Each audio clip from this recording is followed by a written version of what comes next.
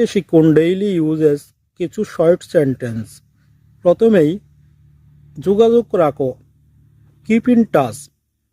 মনোযোগ দাও, pay attention, এটি আমার না, ইটস নট মাইন, আমাকে মনে করিয়ে দিও, রিমাইন্ড মি, আমি বাইরে যাব, আই উইল গো আউট, চলো কোথাও বসি, লেটস সিট সামওয়্যার, চলো শুরু করি, লেটস গেট স্টার্টেড, চলো একটু দেখি, লেটস হ্যাভ এ লুক,